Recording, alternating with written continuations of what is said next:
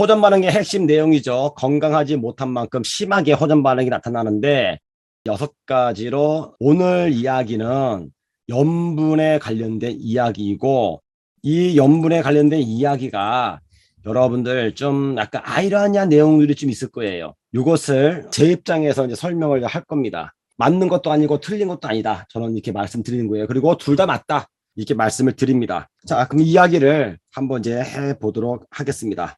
혈액의 염분은 0.9%의 농도를 유지해야 합니다. 병원에 가게 되면 제일 먼저 하는 것이 체온을 재고 혈압을 재고 그 다음에 염분을 넣는 거예요. 몸에다가 링게 혈관의 탄성을 유지할 수 있습니다. 그 말은 염분은 혈관의 탄성을 유지시키는 겁니다. 탄성도가 떨어진다. 그러면요 염분의 부족이거나 이 혈관이 찌들어 버려. 그것은 염분이 너무 많은 거예요. 염분은 또한 체온 유지에 필수이죠. 우리 몸의 체온을 따뜻하게 유지시켜 주는 것이 염분이에요. 만약에 몸이 차가우신 분들은요 따끈한 물에다가 소금을 타가지고 마시게 되면 체온이 올라가죠. 36.5도의 온도를 유지시켜 주는 것은요 이 염분이 같이 도와주는 거예요. 이 염분의 비율이 깨지면 문제가 발생하는데 너무 짠 음식은 세포와 혈관의 염분 비율이 깨트려 삼투압을 어렵게 만듭니다. 즉 혈관의 염분 비율이 너무 높은 것이다. 그러면 영양의 흡수가 잘 안 되는 역삼투압이 이루어진다. 정수기와 같은 얘기입니다. 설명해 드릴게요. 몸 안의 염분 비율이 잘 맞으면 식품의 흡수가 매우 좋고 호전 반응이 심하게 나타나지 않는다 해서 요 근래에 효소 가지고 장판회사인데 마케팅을 하는 회사고 거기는 효소 식품에다가요 소금을 넣어가지고요 먹게 해요. 이 염분 소금을 먹이는 방법은요 사실은 우리나라 게 아니에요. 이것은 일본 거예요. 일본에서 시작된 겁니다. 어떤 분들이 해독을 하면서 소금을 먹인다든지 아니면은 소금을 좀 강조해가지고 하시는 분들이 있습니다. 이 분들은요, 이게 자기 게 아니고 일본에서 들어온 거 가지고 하는 거예요. 자, 옆에 있는 그림을 보시면 이렇게 나와 있죠.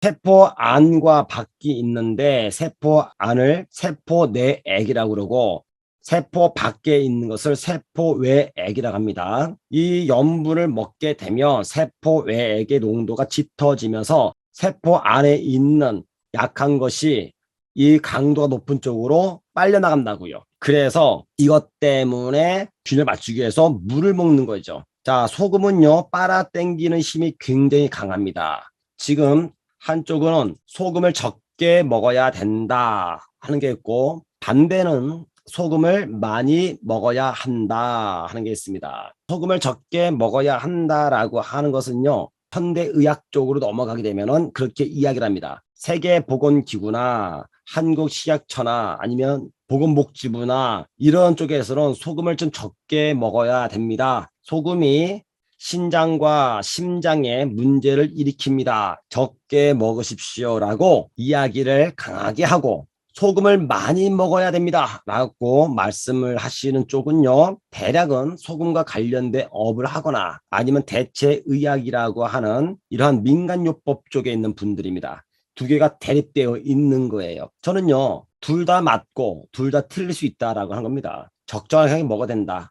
많이 먹으면 안 된다. 적게 먹어도 안 된다. 균형을 맞춰야 된다 하는 겁니다. 그 이야기를 이제 하려고 하는 거예요. 자, 그러면은 소금을 많이 먹어야 된다라고 말하는 편의 입장을 한번 들어볼게요. 들어보기 전에 소금의 역할을 합니다. 소금은요 신진대사를 촉진시켜요. 염분이죠, 염분. 우리 몸에 있는 0.9%의 염분은 신진대사를 촉진시킵니다.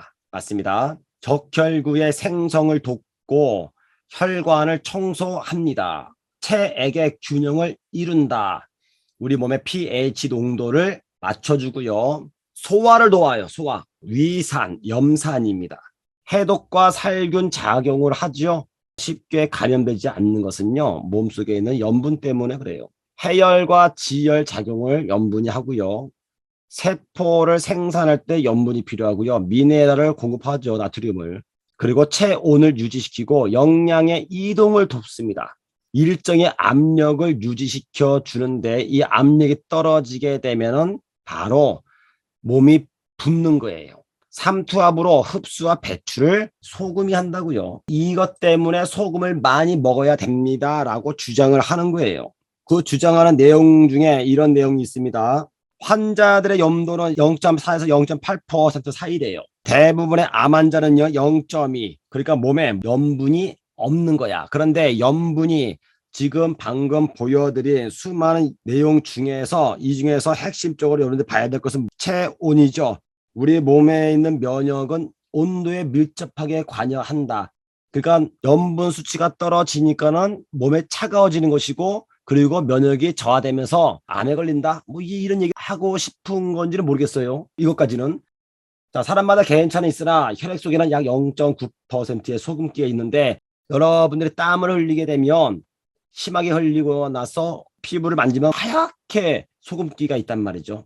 그럴 경우에는 반드시 소금을 먹어줘야 됩니다. 운동을 할 때 그만큼 빠져나왔으니까. 그런데 그렇게 운동을 하지 않아. 가만 책상에 앉아가지고 거의 사무적인 업무를 한다거나 서비스업에 종사해 있는 분들, 땀을 흘립니까? 안 흘립니까? 흘리지 않죠. 그러면은 이 소금기가 내 몸속에서 빠져나가는 양이 거의 없거나 적을 거예요. 여기다가 염분을 집어넣는다. 아니요, 그거는 아니란 얘기죠. 과거에는 생활이 매일 밭을 갈아야 되고 땀을 엄청나게 흘려야 한다고요. 그러니까는 땀을 흘렸으니까는 소금을 다시 넣어줘야 돼서 소금이 귀했죠. 그런 분들은 소금을 먹어줘야 된다고요. 그런데 그렇지 않고 가만히 앉아서 이렇게 하시는 분들은요, 소금이 필요한 게 아니에요. 이야기를 할 때는 조건이라고 하는 게 있어야 되는 거예요. 무조건 하는 것이 아니고, 다시 말하면 내가 땀을 흘리는 운동을 해가지고 소금을 갈아줘야 한다는 얘기입니다. 그렇게 하지 않기 때문에 문제예요. 자, 그런데 소금을 적게 섭취하여 0.8% 이하로 떨어지면 건강에 치명적이 된다는 것은 건강에 관심 있는 분야라면 다 아는 사실입니다. 그렇죠. 자, 그러면서 이제 체온에 관련된 이야기도 막 하는데, 그 다음 이야기가 이제 이거예요. 의사들이 소금을 적게 먹으라고 권유함에 따라 저염식을 하는 분들이 대개 혈액 속에 소금기가 적어서 소변의 염도가 낮게 나오는 것입니다. 장기적으로 소금을 적게 먹는 저염식을 지속할 경우 혈액 속에 소금기가 적어서 염증성 질환이나 대사성 질환, 그리고 피가 탁해서 오는 심혈관 질환에 시달리게 됩니다라고 이제 한 겁니다. 맞는 말이에요. 그런데 조건이라고 하는 게 이제 붙어야 된다는 얘기죠. 대한민국의 음식은요, 거의 염장을 많이 하죠. 그 염장을 하는 이유는요, 오래 장기 보관을 하기 위해서 그렇습니다. 된장, 고추장, 간장 다 뭐 하는 거예요? 염이 염. 그리고 김치부터 해가지고 실은 제가 볼 때는요, 좀 소금을 좀 많이 먹는다라는 생각을 전 들어요. 실제 저는요. 우리가 먹는 음식들, 밖에서 먹는 음식들이 거의 다 그렇죠. 군부대 근처에서 군대 군인들이 먹고 버리는 짬밥이래, 짬밥. 이걸 갖고 와가지고 돼지나 개한테 먹였단 말이죠. 이것을 그냥 먹이잖아요. 염분 농도가 너무 진해가지고 안 먹어요. 그래서 이거를 약간 물로 희석을 시켜야 돼요. 한국 식탁에서 나오는 음식들은요, 생각보다 너무나 짜가지고 이거 갖다가 사료용으로 쓰기에는 안 맞는다고 하더라고요. 또 하나는 이 퇴비용으로 밭에다가 이제 이거를 이제 발효시켜 가지고 하는데 너무 염분도가 높아 가지고 거름으로도 못 쓰는 겁니다. 이 짬밥이라고 하는 것이 음식물 찌꺼기가.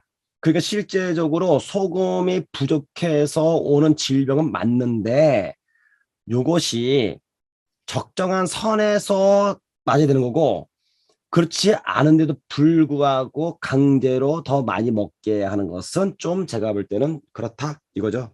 소금을 많이 먹어야 됩니다라고 이제 말하는 분들이 있는가 하면 반대하는 분들은 대부분 다 이제 과학적인 데이터에 근거한 분들이죠.